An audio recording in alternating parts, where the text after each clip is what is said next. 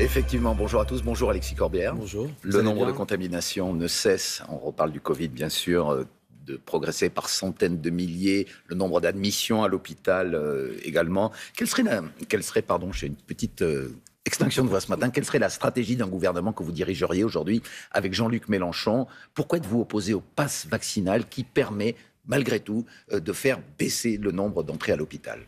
Nous ne sommes pas défavorables à la vaccination. Moi, je suis vacciné. Je parle du pass vaccinal. Non, mais d'abord, commençons par là, parce que des fois, il y a une simplification dans le débat. La vaccination, c'est important.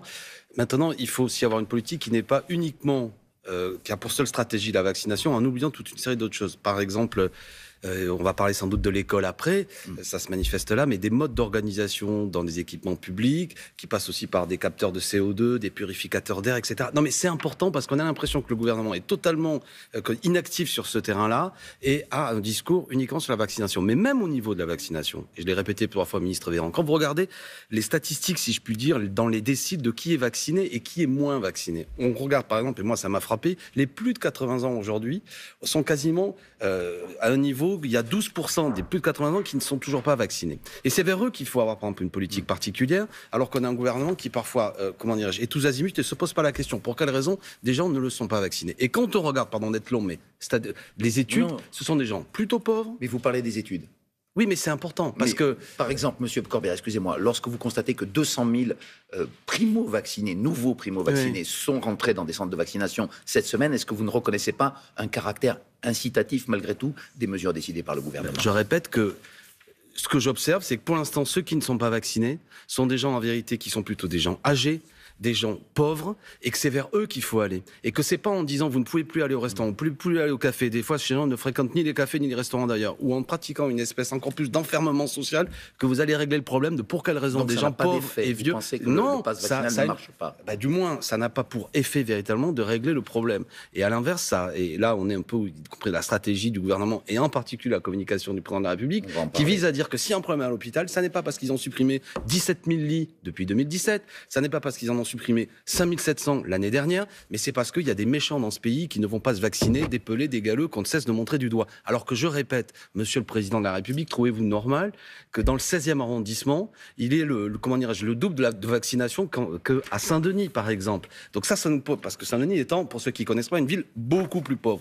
Donc si vous voulez des politiques publiques qui ne passent pas uniquement par la contrainte... Dans la majorité de la population, lorsque pratiquement 90% de la population française est aujourd'hui vaccinée, très bien. Ce n'est pas que le 16e arrondissement. Non, j'entends bien. C'est très bien. Ça montre que les gens adhèrent à la politique de vaccination. Donc pour quelle raison il faut mettre en place quelque chose qui est encore plus contraignant? Attendez, moi je me félicite. Ce que vous dites est l'expression même que les Français se sont vaccinés. Quel est le problème? On est à plus de 90%. Maintenant, dans ceux qui résistent, si je peux me permettre l'expression, et que l'on montre du doigt, de manière tapageuse et même agressive, je parle pas d'où, je parle de ce que nous dit notamment le ministre Véran, le président de la République. Il faut s'interroger de pourquoi des gens, actuellement, ne se vaccinent pas. Il y a des gens, ils sont irrémédiablement anti-vax. C'est une chose. Mais des études nous montrent très clairement que la majorité de ceux, il y a 40% de gens qui sont pas vaccinés, ils le sont parce qu'ils sont notamment totalement éloignés de toute politique publique. Vous parlez de la communication d'Olivier Véran et du président de la République. Chacun a en tête les mots qu'a prononcé, qu'on ne va pas répéter ce matin forcément, le président cette semaine. Apparemment, l'opinion ne lui en tient pas forcément rigueur. Si l'on en croit par exemple les sondages en vue de l'élection présidentielle, ses intentions de vote restent stables. Est-ce que le camp d'Emmanuel Macron a tort de dire qu'il a dit finalement ce que beaucoup de gens pensent? Cher Jeff Juttemer, on peut dresser une opinion contre des gens. On peut les convaincre que les responsables, c'est telle ou telle population. Vous savez, il y a des gens à l'extrême droite qui veulent convaincre que c'est la faute aux immigrés et en particulier aux gens de confession musulmane. On peut fabriquer la même chose, on fabrique des boucs émissaires. Oui, je pense. Vous savez, peut-être qu'il y a une majorité de gens qui disent le problème aujourd'hui de l'hôpital public, c'est pas que on mène des politiques d'austérité, c'est pas qu'on a fermé des lits, c'est la faute aux non-vaccinés. Bon, très bien, même si en plus on observe qu'il y a des chiffres... Ils n'ont pas de responsabilité, selon vous, Monsieur Corbière, les non-vaccinés, lorsqu'effectivement on déprogramme dans les hôpitaux un certain nombre d'opérations parce que des non-vaccinés... J'invite à la vaccination, ce que je veux dire, attention à ce que... C'est la question que je vous pose. Non, mais attention à ce qu'on n'ait pas une logique... Ont une responsabilité attention à ce que nous n'ayons pas une logique au bout d'un moment qui vise à dire, finalement, s'il y a des malades, c'est un peu leur faute. Ceux qui fument aussi... Vous savez, ils amènent à ce qu'il faut les soigner. C'est pas bien de fumer. Ceux qui boivent trop aussi. Bon, etc. On peut, à bout d'un moment, avoir une logique qui consiste à dire, mon pote, tu sais quoi, si t'es malade, c'est un peu ta faute. Puis d'ailleurs, si t'es au chômage, c'est un peu ta faute. Ce que fait le président de la République, d'ailleurs, il baisse l'assurance chômage. Et puis, si t'es pauvre, c'est aussi un peu ta faute. Moi, je suis pas d'accord avec ça. L'hôpital public doit répondre à ça.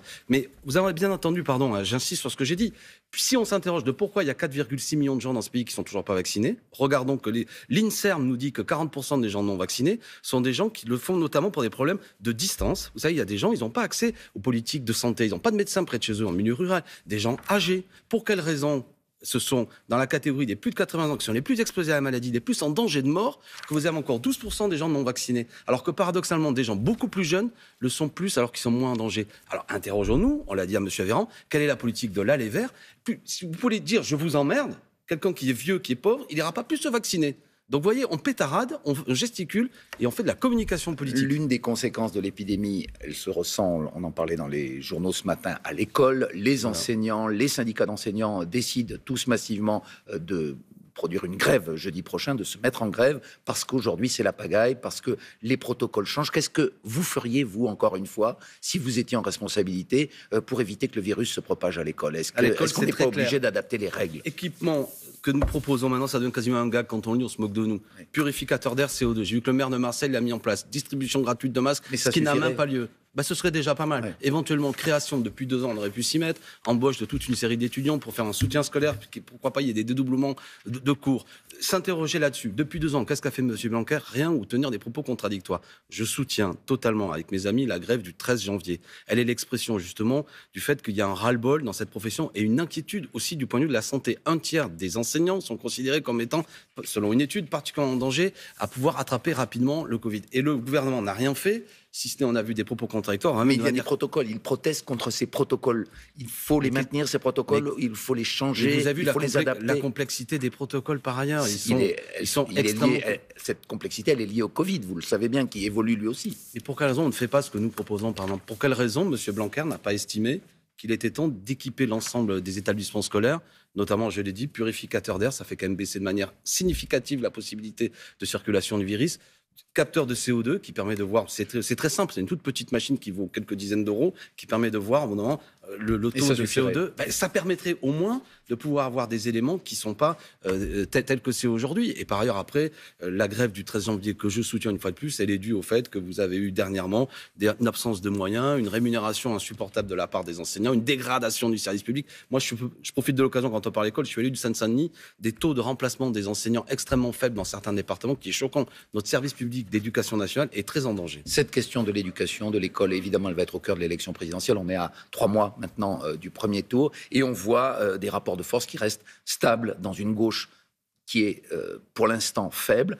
Votre candidat Jean-Luc Mélenchon est en tête de cette gauche dans les intentions de vote, autour de 10%, mais il n'y a pas la dynamique que vous attendiez, que vous attendez, puisque il y a 5 ans, M. Mélenchon avait fait le double des voix que lui promettent aujourd'hui les études. Au mois d'avril. Oui. Et au même moment, il était autour de 12% environ. Et aujourd'hui, entre 9% selon le sondage Ipsos de France Télévisions et du Parisien. Bon, donc la dynamique, vous savez, quand on connaît l'élection présidentielle, et vous la connaissez, ça se passe surtout à la fin. On rentre là dans le dernier trimestre, on est à 95 jours d'élection. Donc c'est maintenant, il faut être en mouvement, en action, arrêter de bavarder, agir. Ce que nous faisons, multiplier les initiatives sur le terrain, les meetings, etc. Donc le temps n'est plus à s'auto-regarder, si je puis dire, comme le propose... La primaire de la gauche, que réclamait encore une dernière fois, si j'ose dire, Anne Hidalgo, ici à votre place, il y a quelques jours, elle ne se fera pas. Déjà, j'observe qu'elle ne la réclame plus, si j'ai bien compris, selon qui y va ou pas. Donc elle-même, elle a quand même assez embrouillé la chose. Moi, je lance un appel très simple. Si le résultat de toutes ces discussions à l'arrivée, c'est une candidature supplémentaire, celle de notamment à Mme Taubira, franchement, qu'ils arrêtent, quoi.